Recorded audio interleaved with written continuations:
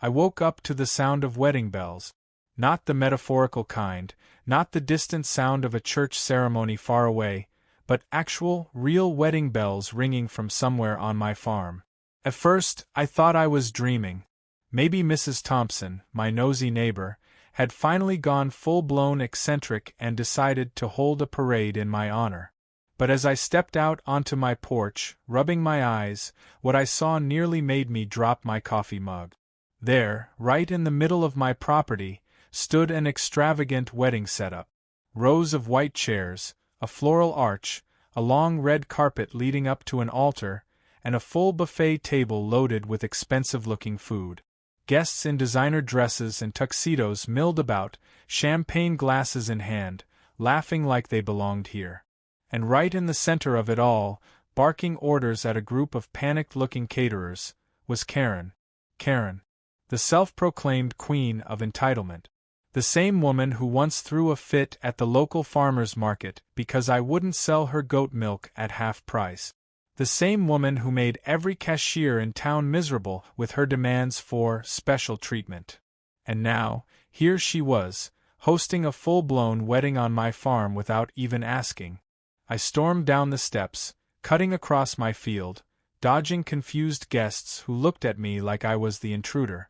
A waiter carrying a tray of hors d'oeuvres gave me a polite nod before offering me a shrimp cocktail. I resisted the urge to grab the whole tray and chuck it into the air out of sheer frustration. "Excuse me," I said, trying to keep my voice even as I approached a woman in a headset, who was nervously flipping through a clipboard. "What the hell is going on here?" She barely spared me a glance. "Sir, I'm a little busy. If you need assistance, please speak with the event planner." "The event planner?" I repeated. "I own this farm." That got her attention. She looked up, her eyes widening in horror. "Oh. Oh no." "Oh yes," I said, crossing my arms. "So, I'll ask again. What going on?" Before she could answer, a familiar, grating voice cut through the crowd like nails on a chalkboard.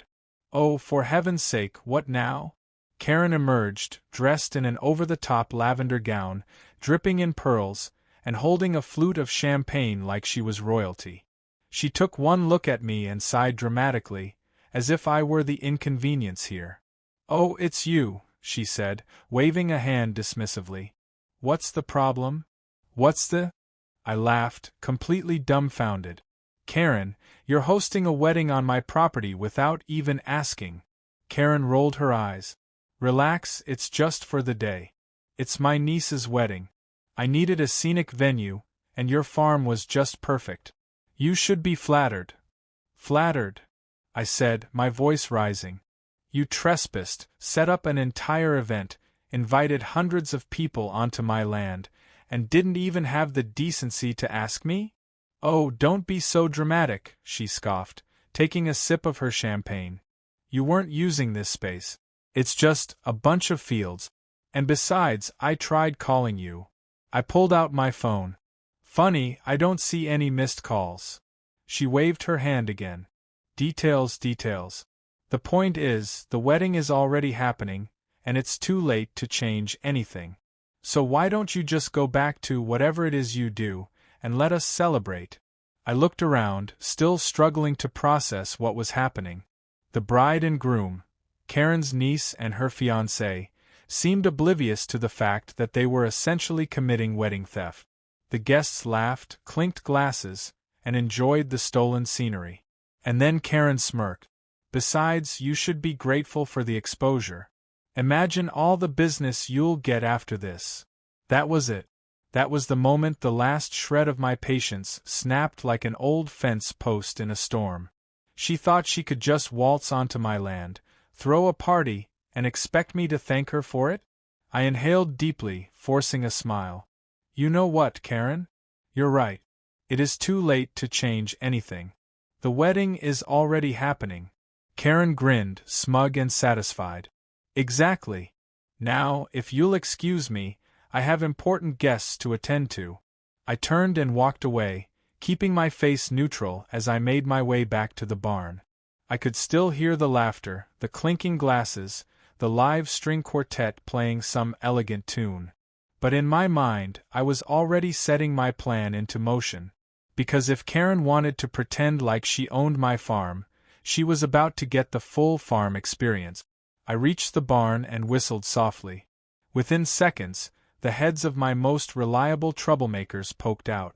Bessie, my headstrong goat with a particular love for eating things she shouldn't. Thor, the self-proclaimed leader of the herd, who once chewed through the wiring of my truck just for fun. And of course, Little Peanut, who looked innocent but had a gift for sneaking into places he had no business being. I opened the gate, grinning. "Go get your snacks, boys." Like a perfectly trained army, they trotted out, their eyes locked on the buffet table in the distance. By the time I made it back to the wedding, the chaos had already begun. A shriek rang through the air. "Oh my God, there's a goat eating the wedding cake!" I strolled back in just as the horror unfolded. Bessie had climbed onto the buffet table, shoving her face into a plate of salmon. Thor had already headbutted a waiter, sending a tray of champagne flutes crashing to the ground. And Little Peanut? He had somehow made his way onto the dance floor, knocking over an elderly guest's cane before launching himself onto the DJ booth. Guests screamed. Someone tried to chase Bessie, but she was already halfway through demolishing the floral arrangements. A bridesmaid tripped over a goat, landing face-first into a pile of hors d'oeuvres. Karen's face turned a shade of purple I had never seen before as she shrieked in horror. "Jake," she bellowed. "Call them off." I took my sweet time, crossing my arms as I watched my goats wreak absolute havoc. "Oh, I would, Karen. But, you know, it's too late to change anything. The party's already happening." She let out an enraged scream as Bessie leapt onto the head table, knocking over the centerpiece and leaving a trail of chewed-up petals in her wake. Guests ran in all directions, dodging rampaging goats, tripping over chairs, trying to save what little was left of the wedding. And as Karen flailed helplessly, watching her perfect event turn into a barnyard disaster, I leaned against a fence post, taking in the beautiful sight. It was, without a doubt, the best wedding I had ever been to. The wedding had officially descended into chaos, and it was a thing of beauty. Guests were screaming, dodging rogue goats as they tore through the buffet, knocking over expensive dishes and table decorations like they were competing in some kind of farm animal demolition derby. The DJ tried to keep the music going, but that effort was quickly abandoned when Peanut jumped onto the booth, sending the sound system crashing to the ground in a spectacular explosion of static and sparks. The best man attempted to grab a plate of food before Thor, my most ambitious goat, snatched it right out of his hands and galloped away triumphantly. Karen, standing in the middle of the wreckage, looked as if she had just witnessed a biblical plague. Her perfectly styled hair had been ruined by a rogue splash of champagne, her lavender dress was now smeared with cake frosting, and her designer heels were sinking hopelessly into the dirt. She was screaming at anyone who would listen, but the wedding staff had already abandoned ship, backing away as if they wanted no part in whatever catastrophe was unfolding. Even the bride and groom, completely blindsided by the turn of events, stood frozen in stunned silence as a goat attempted to nibble on the bride's veil. I casually strolled through the destruction, making my way toward the buffet table as if I were merely an innocent observer in all of this. Bessie, my most gluttonous goat, had her entire head buried inside a large salad bowl, chewing enthusiastically. A waiter, apparently still clinging to the hope that something could be salvaged, lunged forward in an attempt to shoo her away. Bessie, entirely unbothered, lifted her head and released a loud, satisfied burp in his face. He stumbled backward, looking as if he had just been personally betrayed by the animal kingdom. I finally reached Karen, who turned to me with the kind of rage that could melt steel. Her hands were shaking, her face was a shade of red I didn't even know was possible, and she looked like she was about 2 seconds away from throwing an actual tantrum. "Jake," she screeched, her voice so shrill that a few nearby goats actually flinched. "Call them off. Now." I took a deep breath, as if I were considering her demand. Then I looked around at my goats, happily feasting, head-butting wedding guests, and generally treating the entire event like their personal playground. I shrugged. I would, I said, with the most innocent expression I could manage, but, you know, it's kind of hard to stop something once it's already in motion. It's like a wedding, really.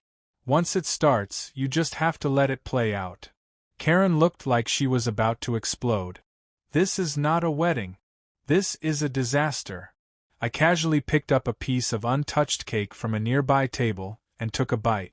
It was surprisingly good. Really? Because it looks like a great wedding to me.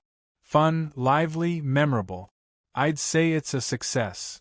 Karen let out an enraged scream and stomped her foot like a toddler. I will have you arrested for this. That got my attention. I raised an eyebrow, swallowing the bite of cake. Oh really? And what exactly are you going to tell the cops, Karen? That you trespassed on my land, threw a wedding without my permission, and then got mad when my farm animals acted like farm animals. Karen's mouth opened and closed like a fish gasping for air. She clearly hadn't expected to be backed into a corner this quickly. Unfortunately for her, she was dealing with someone who actually had the upper hand. I had every legal right to be furious. This was my property, and she had taken it over like some entitled queen, expecting me to just roll over and accept it. If she thought she was going to threaten me into submission, she had another thing coming. But just when I thought I had completely won this battle, Karen did something that I hadn't expected. She pulled out her phone, her eyes gleaming with the kind of vindictive joy that only someone like her could muster. "You think you're so smart?" she sneered. "Well, let's see how smart you feel when the cops are on their way." I watched as she dialed, speaking quickly into the phone. My confidence wavered for just a second. I knew I was in the right, but the idea of the police showing up to my farm in the middle of this absolute disaster wasn't exactly appealing. It wouldn't be hard for Karen to twist the story, to paint me as some unhinged farmer who had attacked an innocent wedding. And even if the truth eventually came out, the hassle of dealing with it wasn't something I particularly wanted. I glanced at my goats, who were still going strong. Thor had somehow managed to get a hold of a tablecloth and was now engaged in a very aggressive tug-of-war with an elderly guest who looked like she was reconsidering every life decision that had led her to this moment. Bessie had moved on from the salad and was now attempting to climb onto a gift table, knocking over presents in the process. Meanwhile, Peanut had taken his rightful place on the dance floor, gleefully stomping on the remains of a shattered wine glass. Karen finished her call and smirked at me. "You're in trouble now." I sighed. This was about to get messy. 10 minutes later, the wail of sirens cut through the air, and the already frantic wedding guests scattered even further. A pair of police officers stepped out of their cruiser, taking in the scene with identical expressions of disbelief. One of them had the misfortune of stepping too close to Bessie, who immediately attempted to nibble at his belt. He swatted her away, eyes narrowing as he looked at me. "Sir," he said, "would you care to explain what's going on here?" Before I could answer, Karen jumped in, throwing herself forward like she was the tragic victim of an unspeakable crime. "Officer, thank God you're here. This man is completely out of control. He let wild animals loose at my niece's wedding, they've destroyed everything, and he refuses to take responsibility." I stared at her, amazed by her ability to tell a half-truth with such conviction. The officers turned to me, waiting for my side of the story. I crossed my arms. "Well, officer, here's the thing. This is my farm. I never gave permission for this wedding to happen here. These people trespassed, set up an entire event without asking me, and expected me to just deal with it. So I let my goats enjoy the party." The officers exchanged a glance. One of them sighed, rubbing his forehead like he already had a headache. "Do you have proof that she trespassed?" I grinned. "I do one better. I have a witness." As if on cue, Mrs. Thompson emerged from behind a tree, clutching her smartphone like it was the Holy Grail. "I got everything on video," she announced proudly. He's telling the truth. That woman stole his farm for a wedding, and now she's trying to play the victim. Typical Karen behavior. Karen's face drained of color. You old hag. Mrs. Thompson grinned. Careful now, dear. I might just send this to the news. The officers nodded. All right, looks like we have enough here. Ma'am, you're going to need to come with us for questioning. Karen let out an ear-piercing screech as they led her away, flailing like a child denied a toy. The guests, now thoroughly humiliated, began quietly gathering their things, making their way toward the exit in the most awkward walk of shame imaginable.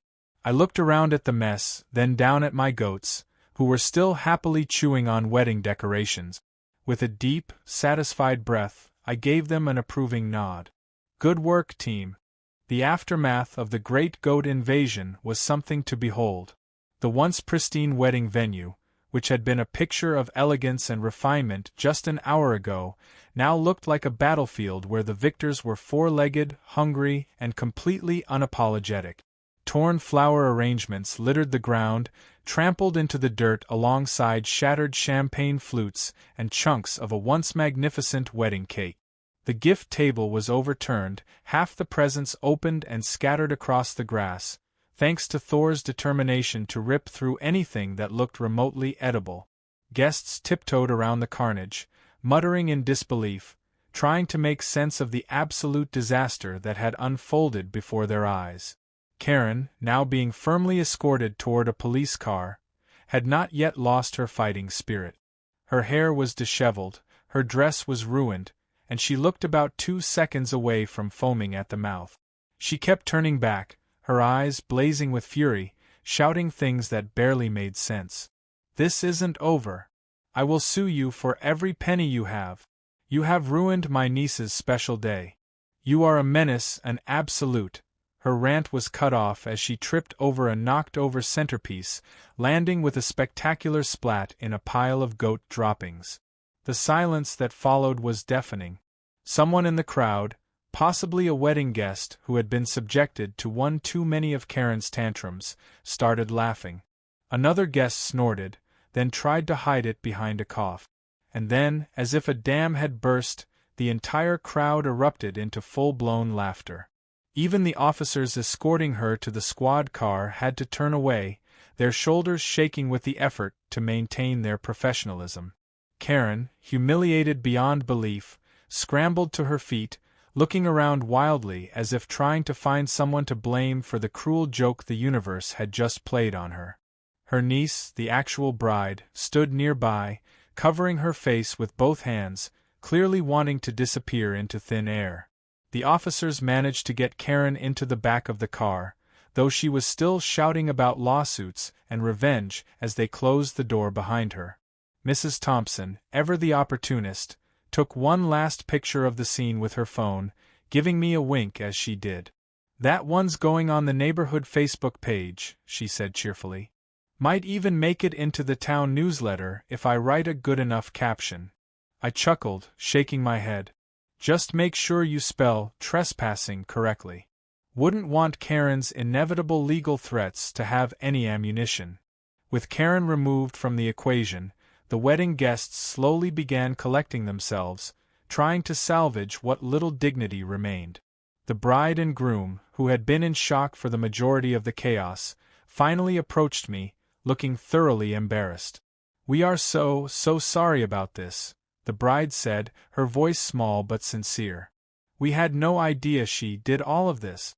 She told us she had booked the venue legitimately. We would never have agreed to this if we knew." Her groom nodded, rubbing the back of his neck. "We don't want you to think we were part of this.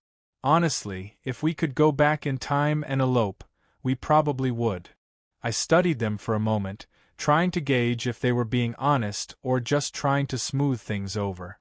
But the mortified look on their faces was enough proof that they had been just as blindsided as I had been. "I believe you," I said finally, sighing. "And honestly, I don't blame you. Karen is, well, Karen." The bride managed a weak smile. "That's putting it mildly." I looked around at the destroyed venue, the goats still lazily munching on what was left of the decorations, and then back at them. Tell you what. You didn't ask for this mess, and it's your wedding day. If you want, I'll help you set up a little area in the back pasture. It won't be anything fancy, but it'll be peaceful. You can have a real moment, without all this nonsense. Their eyes lit up like I had just offered them a golden ticket out of hell. That would be amazing, the bride said, clutching her groom's hand. Really, thank you. We just wanted to get married today. That's all we cared about.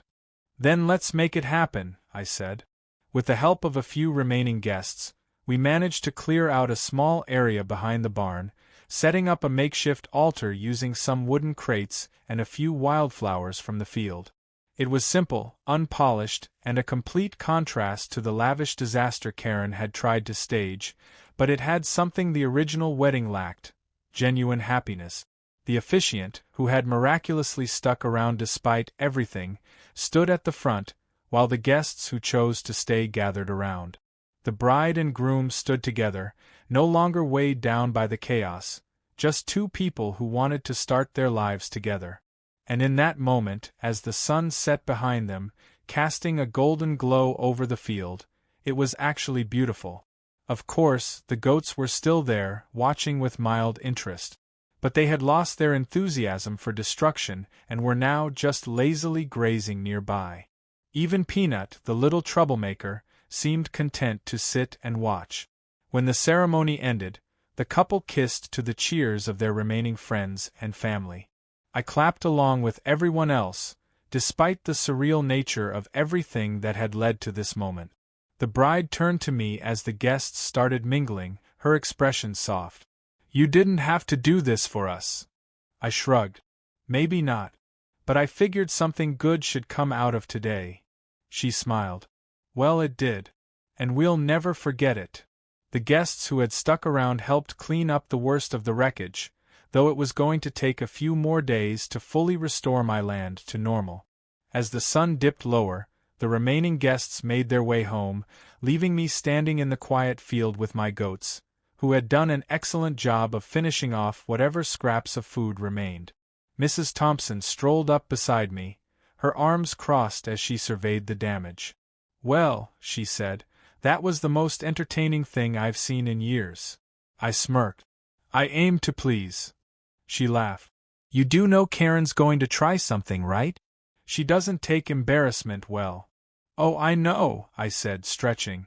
But I also know she's got a whole town full of people who just watched her go down in flames. She's not going to have many allies. Mrs. Thompson nodded, satisfied. Well, if she tries anything, you know where to find me. I've got more than enough footage to remind her why she should never mess with a farmer. I chuckled, watching as my goats started to settle in for the night. I think I'll sleep just fine knowing that. As I turned to head back to my house, I glanced back at my land, now covered in the aftermath of the strangest day I'd ever had. It wasn't perfect. It was messy, ridiculous, and full of unexpected disasters. But somehow, in the end, it had turned out exactly as it was supposed to.